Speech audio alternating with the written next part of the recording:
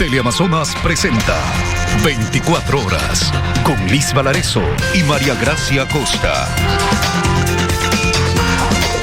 ¿Qué tal, amigos? Buenas tardes, bienvenidos a 24 horas. Mucha atención, una fuerte explosión registrada en una fábrica procesadora de atún ubicada en Manta, provincia de Manabí, deja hasta el momento 2 personas fallecidas. Hola María Gracia, ¿cómo estás? Buenas tardes. Hola Liz, amigos, muy buenas tardes. La explosión también dejó 9 heridos que fueron trasladados hasta varias casas de salud de la ciudad. En el lugar explotó un caldero aparentemente por la mezcla inadecuada de químicos. Con esta noticia empezamos hoy.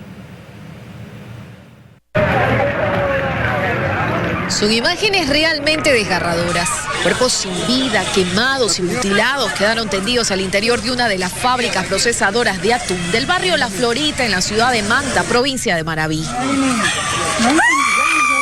Tranquila. La explosión de uno de los calderos, recipiente metálico que atravesó la pared frontal de la planta y que quedó destruido en la vía principal, fue lo que ocasionó la muerte de 2 de los empleados del lugar. Hay un chico que está en la parte de atrás, él trabajaba en el caldero. Lastimosamente ese caldero no se encontraba en condiciones óptimas para trabajar. Esta mujer, quien también trabaja en la fábrica y que resultó herida, relata lo que habría ocurrido. Estábamos trabajando haciendo chifles, no nos ayudábamos a aumentar la temperatura. Lastimosamente esta vez sí se quemó. Dicen que el caldero sonaba fuerte y eso provocó la explosión. Fueron momentos de horror, de llanto, de angustia, de desesperación, de gritos de dolor. Mi hija. De repente todo nos cayó encima, no sé. Fue a correr y mi compañero me ayudó a salir. Pero no todos corrieron con la misma suerte. A los decesos se suman 9 heridos, de acuerdo con el boletín de prensa emitido por el Sistema Integrado de Seguridad EQ911 de Puerto Viejo. 3 de ellos están en estado crítico, lo que se confirmó tras haber sido llevados en las 7 ambulancias que hasta el sitio llegaron a diferentes casas de salud de la localidad. Nosotros como policía estamos dando seguridad para que estos equipos tácticos del Cuerpo de Bomberos puedan hacer su trabajo de apagar el flagelo y también ingresen los equipos de rescate a sacar a las personas que están en... El coronel Pablo Ramírez, comandante de la policía en Manabí, precisó que la explosión se suscitó alrededor de las 9:45 de la mañana de este jueves. Sobre qué pasó, dijo que habrá que esperar los resultados de las pericias a realizar. Tiene que investigarse a través de Policía Judicial, Cuerpo de Bomberos, para ver cuáles fueron las causas que originaron esta explosión. Pero según las primeras investigaciones, la fábrica dedicada a la elaboración de conservas de atún y sardinas no contaba con los permisos correspondientes para el manejo de desechos. Se presume que se mezclaron químicos que no estaban acorde a las normas, lo que ocasionó la explosión del caldero. Luisa María Heredia, 24 horas.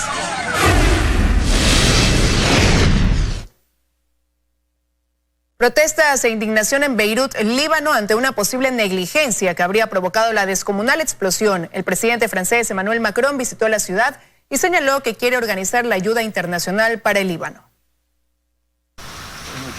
2 días después de las devastadoras explosiones, el presidente francés Emmanuel Macron visitó la capital del Líbano. Allí realizó un recorrido por el puerto, mientras que paralelamente decenas de personas se daban cita en los exteriores de la Embajada de Francia para protestar contra el gobierno del Líbano.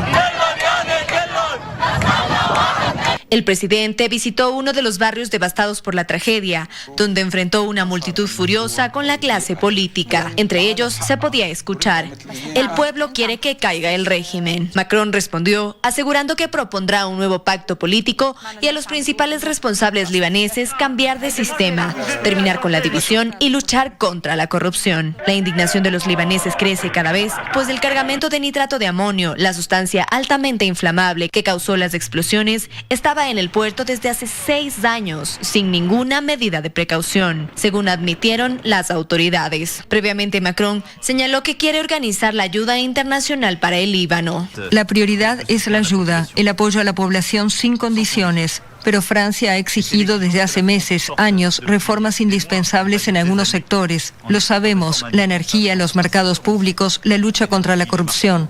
Si no se hacen estas reformas, Líbano seguirá hundiéndose. Varios países mostraron su solidaridad con Beirut y ya hicieron llegar sus muestras de apoyo.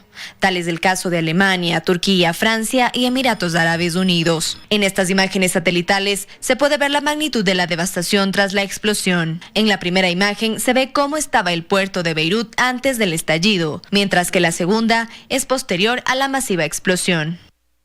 Hasta el momento se registran 137 fallecidos y más de 5.000 personas heridas. Angie Torres, 24 horas. Según una evaluación realizada por investigadores y médicos, en Quito la curva de contagios sigue en tendencia de crecimiento y eso se mantendrá al menos durante los siguientes 3 meses, aunque dependerá del respeto de los ciudadanos a las medidas. La cifra de contagios por COVID-19 en Quito aún no indica un aplanamiento de la curva. Según el último dato del Ministerio de Salud, Quito registró casi 14.000 casos. Esa tendencia, según investigadores y médicos, se mantendrá en crecimiento durante el mes de agosto y septiembre. Hasta el 31 de agosto, nosotros alcanzaríamos 15.762 casos, cerrando el mes. Y si esa misma tendencia continúa, para el 24 de septiembre tendríamos 17.028 casos. Esto sería en el peor de los escenarios o de llegar a registrar sobre los 70 casos diarios. Tenemos los datos de actualmente, nosotros podríamos decir que al menos en los 3 siguientes meses esa tendencia podría seguir en crecimiento, pero todo debe soportarse en cómo las medidas son acatadas por la ciudadanía. Sin embargo, en las calles las prioridades son otras, menos evitar los contagios. En el sur de Quito, principalmente, el distanciamiento social poco importa. Hay familias paseando e incluso se ve adultos mayores cuando ellos deberían estar aislados. Además, la mascarilla no la usan para protegerse. Yo a mi parte salgo porque es una emergencia que me lo están pidiendo en el trabajo también. Si no, no saliera. La necesidad de salir a trabajar. Algún rato ya se acabe pronto esta situación porque de verasmente a veces nos estresamos estando solo en la casa metidos. Sin embargo, se muestran preocupados, pues desde el mes de julio, Quito es el nuevo epicentro de la pandemia en Ecuador, que ya registra más de 88.000 casos por coronavirus, superando a China. Andrea Samaniego, 24 horas. El sector hotelero trata de recuperarse con la realización de eventos bajo estrictos protocolos de bioseguridad. Indican que las pérdidas hasta el momento son del 80% en comparación con el año pasado. Tras las nuevas medidas presentadas por la alcaldesa de Guayaquil en semáforo amarillo y la próxima aprobación de una ordenanza que sanciona a los dueños de vivienda que realicen reuniones, el sector hotelero continúa reactivándose de a poco. Eventos se van dando muy poco, se están recuperando muy lentamente porque todos los que estaban previstos se cancelaron prácticamente, yo diría que en un 98%. Que afortunadamente a raíz de estos anuncios no se cancelaron los pocos eventos que tenían programados. Ellos tienen listo el protocolo para controlar y verificar que no hayan descuidos en su ejecución. Aproximadamente 40 puntos entre el uso de mascarilla, desinfección, toma de temperatura, entrega de alimentos y distanciamiento. Deben tener claro, se le muestra un listado, tienen que firmar que aceptan y nosotros también firmamos que aceptamos nuestra parte porque también tenemos derechos y obligaciones, ¿no? Con la realización de eventos, el sector hotelero ha indicado que la recuperación en este tiempo ha sido tan solo de un 20%. Algo que va de la mano con las cifras dadas por el presidente de la Cámara de Comercio de Guayaquil, quien indica que a términos generales, diariamente se estarían perdiendo $100 millones. Nos agarra la Navidad en semáforo amarillo, las ventas decrecerían al menos un 15% en este año, algo, digamos, no visto en más de 2 décadas. El sector de los eventos, ante esta restricción en viviendas, solicitan también la posibilidad de dialogar y encontrar una forma de generar ingresos y buscar un protocolo adecuado. Veamos formas de hacer cumplir las normas, pero que nos dejen trabajar. Todo esto mientras se sigue tratando de mantener baja la curva de contagio en la ciudad y tratar de aminorar la carga en las unidades de cuidados intensivos, en donde hasta hace un par de días se aseguró que hay 5 camas disponibles. Valery Villalba, 24 horas. Más de 300.000 desafiliaciones registra el Instituto Ecuatoriano de Seguridad Social en lo que va del año, producto de la paralización de negocios provocada por la crisis sanitaria. Jorge Guate dio a conocer los detalles del reglamento para la aplicación de la ley humanitaria. En un escenario sin COVID-19, el Instituto Ecuatoriano de Seguridad Social esperaba no menos de 400.000 desafiliaciones en 2020. Sin embargo, con la emergencia sanitaria las cosas se han puesto cuesta arriba y a la fecha, en un año que aún no acaba, se superan ya las 300.000 desafiliaciones, generando para el IES una disminución de ingresos no menor a $400 millones. Pero desde el Consejo Directivo del IES se cree que con la reactivación económica el panorama podría mejorar en algo, por lo que dieron a conocer los detalles del reglamento aprobado para la aplicación de la ley humanitaria. Dentro de lo relevante, la La cobertura de salud se extiende 60 días adicionales a los 60 ya contemplados en la Ley de Seguridad Social durante el estado de excepción. El aviso de salida para afiliados voluntarios se registrará a partir del día 120 de encontrarse en mora. Y se busca además la posibilidad de que los empleadores puedan acceder por única vez a un segundo convenio de pago para ponerse al día en las aportaciones de sus colaboradores.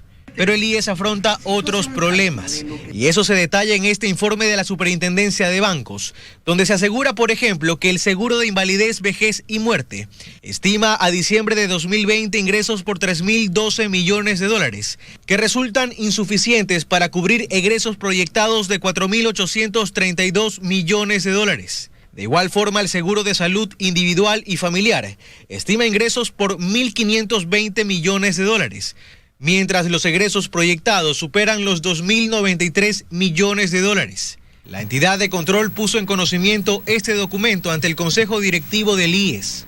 Jorge Guatet lo preside.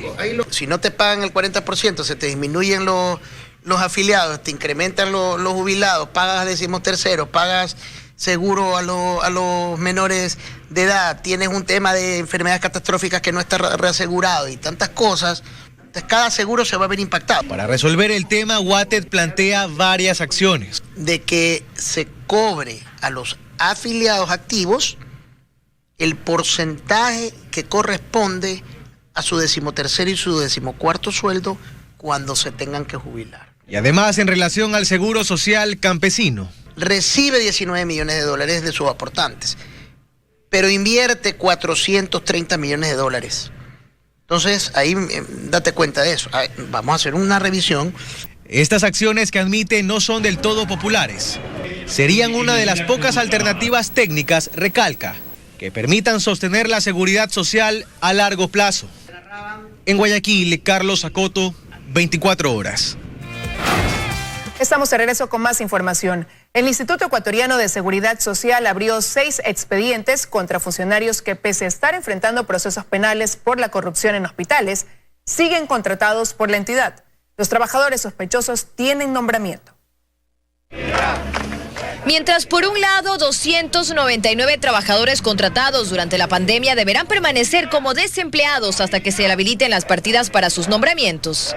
Quienes están señalados en actos de corrupción, al contrario, siguen recibiendo su sueldo puntualmente, pues no pueden ser despedidos. El director general del IES reconoce que es complicado concretar la separación de un trabajador si éste tiene nombramiento. Dentro de todos los que están involucrados en las acciones legales, que en este momento están siendo investigados por la Fiscalía General del Estado, están inmersos dentro de estos sumarios administrativos.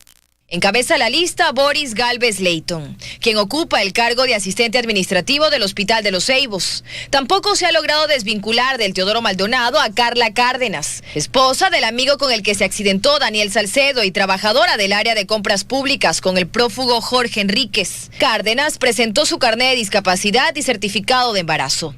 La situación es similar para Francisco Ochoa, quien también tiene nombramiento. El carnet no solo le sirvió para obtener arresto domiciliario en la investigación por delincuencia organizada que enfrenta, también para gozar de estabilidad especial laboral al acogerse a la ley de discapacidades. Ni siquiera Luis Jairala Zunino, el exgerente del hospital que enfrenta 3 procesos penales, ha podido ser desvinculado. Jairala presentó un certificado de vulnerabilidad en 2 ocasiones. Su supuesto problema cardíaco también lo ayudó a esquivar la orden de prisión que había en su contra.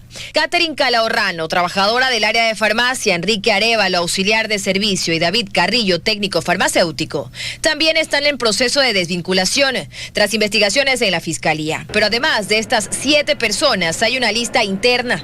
Las autoridades del IES tienen una lista de 23 funcionarios bajo sospecha, 15 de ellos con nombramiento, donde la salida para separarlos del hospital sería la compra de renuncia. He hecho un levantamiento de todas las personas que trabajaron en las diversas administraciones. El propio gerente del Hospital de los Ceibos, César Vargas Baños, ha sido cuestionado por tener carnet. Vargas antes fue trabajador del Teodoro Maldonado Carbo y fue parte de la plantilla médica del Club 9 de Octubre de Dalo Bucarán. Al lado derecho de Bucarán se encuentra Francisco Ochoa Tarira, otro de los procesados en los casos de corrupción en los hospitales.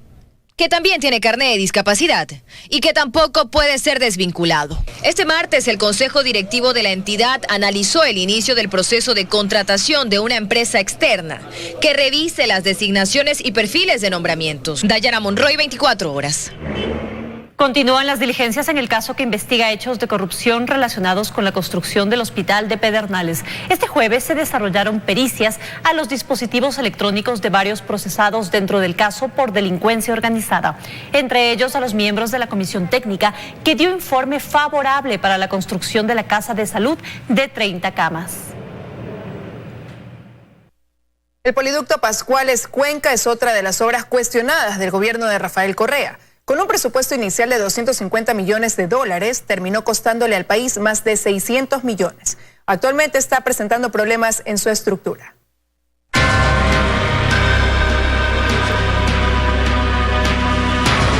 Al igual que la refinería de Esmeraldas y la del Pacífico, el proyecto del poliducto Pascuales Cuenca tiene también su historia que contar. La obra prometida por el entonces presidente Rafael Correa ofrecía ahorro y seguridad al país en la transportación del combustible que sale de Esmeraldas hasta el sur del territorio a través de un ducto de 210 kilómetros de longitud con 2 terminales de bombeo y 5 estaciones intermedias. Es una obra espectacular y todavía hay caretucos que preguntan qué se ha hecho con la plata del petróleo. El 22 de octubre de 2008, Petrocomercial suscribió con la consultora Caminosca Caminos y Canales el contrato para la realización de los estudios de ingeniería básica de la construcción del poliducto Pascuales Cuenca por un monto de $10.011.000, mientras que la construcción del complejo estuvo a cargo de la constructora brasileña Odebrecht y la fiscalización por la empresa Egis Internacional. Esta última cobró $20 millones.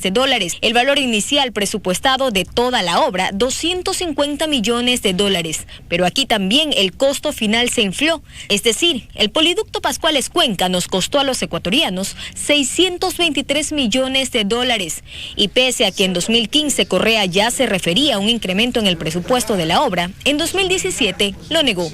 Pero a estas alturas el sobreprecio ya no resulta ser el mayor inconveniente. El problema es que esta obra de la Revolución Ciudadana se está hundiendo, sus taludes se desmoronan y el terreno sobre el que fue construida cede cada día más. Informes técnicos de Petroecuador revelaron además que Odebrecht, la empresa a cargo, construyó el poliducto en un suelo inestable y de alto peligro.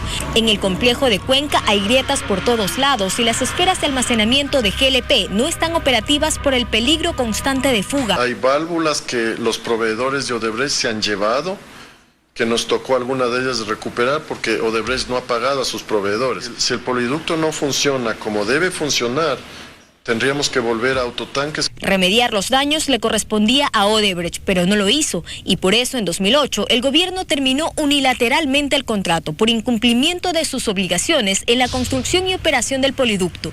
Y aunque suene paradójico, la empresa demandó al país por daños y perjuicios y exige $170 millones en compensación. La razón de ser de esta obra era generar un ahorro de $25 millones al año para enviar los combustibles al sur del país por el ducto y no en autotanques, como se sigue haciendo.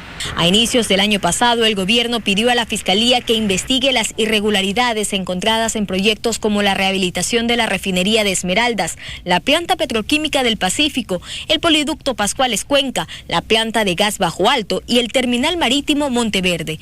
Por estos 5 proyectos, según el gobierno, se pagaron $4.900 millones, cuando debió costar la mitad.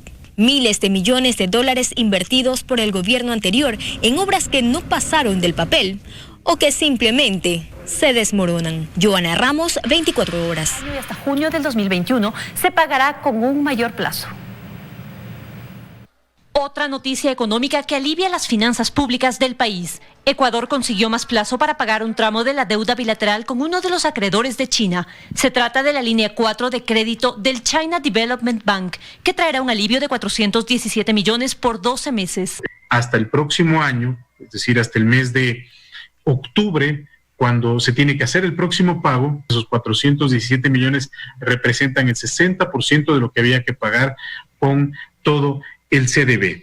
El presidente de la República también comunicó esto en su cuenta de Twitter. Escribió: después de la histórica renegociación de nuestra deuda externa, también logramos reprogramar las obligaciones con China. Pagaremos 417 millones de amortizaciones a partir de fines del 2021. Esto nos permite afrontar mejor la situación que vive el país. En total, la deuda ecuatoriana con China es de 5.269 millones. De estos, con el Exim Bank son 2.418 millones, con el China Development Bank 2.327 millones y con el Bank of China 523 millones. Estamos también avanzando en potenciales acuerdos financieros nuevos. Esperamos que ya las podamos cerrar ahora en agosto. El ministro aclaró también que este reperfilamiento de deuda con China no significa que se reduce el monto de capital o el interés, como consiguió el país con los tenedores de bonos. El economista Vicente Albornoz explica qué significa reperfilar la deuda. Reperfilar la deuda no es otra cosa que cambiar el cronograma de pagos. Al reperfilarse la deuda, al renegociarse, cambiamos. Esta acción de reperfilar la deuda con China tuvo lugar tras la reestructuración de bonos que reducen 1.540 millones el capital de la deuda externa privada del país. En Quito, María Gracia Costa, 24 horas.